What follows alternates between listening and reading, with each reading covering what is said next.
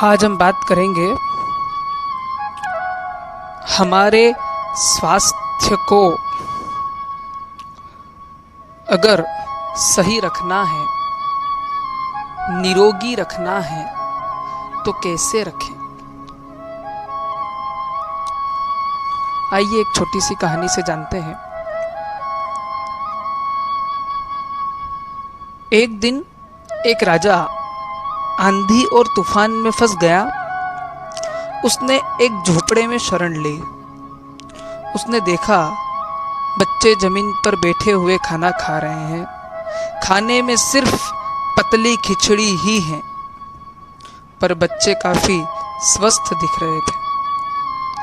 उसके गालों पर हल्की ललाई थी। राजा ने बच्चों की मां से इसका रहस्य राज जानना चाहा। उसकी मां ने कहा, यह सब उन 3 बातों की वजह से है जो बतौर घुट्टी मैं इन्हें खाने के साथ देती हूँ। पहली चीज, बच्चे अपने खाने भर का पैदा करने के लिए स्वयं मेहनत करें। दूसरी, मैं कोई चीज उन्हें बार बार नहीं देती, मतलब मैं उन्हें कोई चीज बाहर की नहीं देती। तीसरी, मैंने उन्हें अंधाधुंध खाने से दूर रखा है। जितनी भूख हो उतना ही खाना।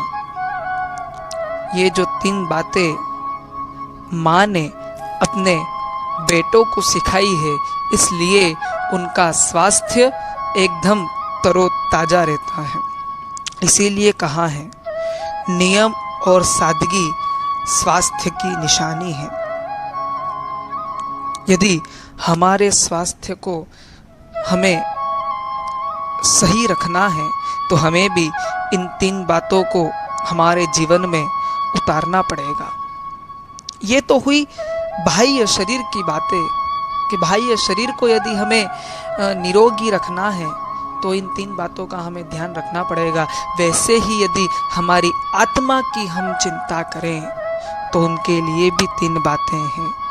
पहली चीज, जैसे बच्चे अपने खाने भर का पैदा करने के लिए स्वयं मेहनत करें, तो हमारी आत्मा पर लगे हुए कर्मों को मिटाने के लिए हमें खुद को स्वयं को ही मेहनत करना है। दूसरी बात थी, मैं कोई चीज उन्हें बाहर की नहीं देती, तो हमारी आत्मा में भी बाहर की कोई चीज, मोह, क्रोध, मान, माया, लोभ, इन सब चीजों को हमारी आत्मा में प्रवेश नहीं करने देना है। और तीसरी चीज, मैंने उन्हें अंधाधुंध खाने से दूर रखा है।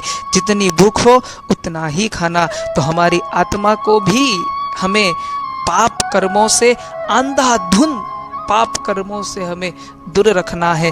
जितना हो सके उतना कम हम पापों का सेवन करें। ज्यादा से ज्यादा हो सके हम पुण्य को इकट्ठा करें। तभी ये चमत्कारी जो भोजन है ये हमारे शरीर के लिए भी और हमारी आत्मा के लिए भी सही मायने में सही साबित होगा। तो हम भोजन को हमारी आत्मा और हमारे शरीर के साथ, दोनों के साथ जोड़कर हमारी आत्मा और हमारे शरीर को स्वस्थ तरोताजा बनाएं। यही